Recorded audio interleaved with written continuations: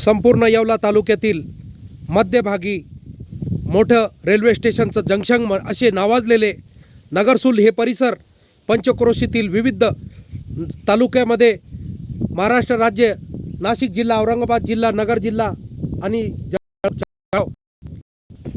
अशा सर्व ठिकाणी परिचित असलेला नगरसूल गाव. माळवाडी असेल, धनवटे,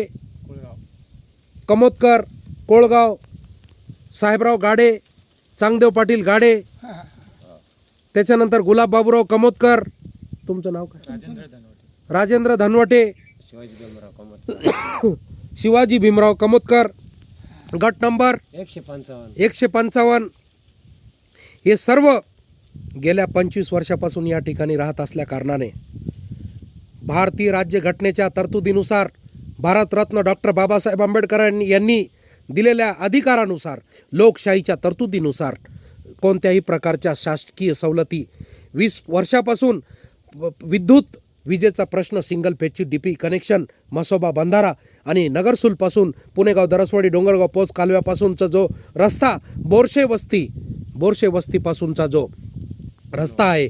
त्या ठिकाणी कटकेवाडी, कटके कापशेवाडी, माळवाडीचा शिवार या ठिकाणी गेल्या 25-30 वर्षापासून 30 ते 35 वर्षापासून या शेतकऱ्यांना जाण्या येण्यासाठी, शेतीचा माल मार्केटमध्ये नेण्या आणण्यासाठी मार्केट आणि रस्ता उपलब्ध राहिलेला नाही. म्हणून शासनाने महाराष्ट्र महसूल अधिक नियम कायद्यानुसार ही जी वहिवाट आहे, हा रस्ता आहे, श्री क्षेत्र कानिपनाथ महाराज मंदिर,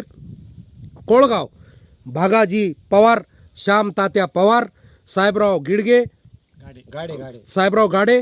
तात्याबा गिडगे पुढारी असे सर्व पंचक्रोशीतील सर्व ग्रामस्थ या ठिकाणी शिवाजी भीमराव कमोदकर, गुलाब बाबूराव कमोदकर, राजेंद्र धनवटे,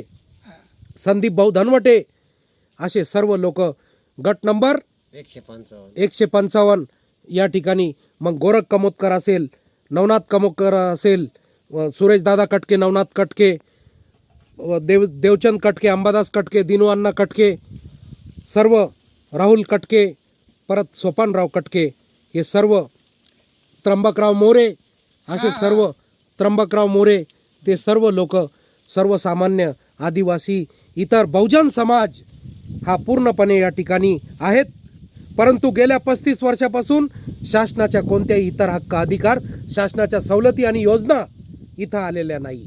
म्हणून हा सर्व परिसर, हा माळवाडी जो परिसर आहे शिवारातला,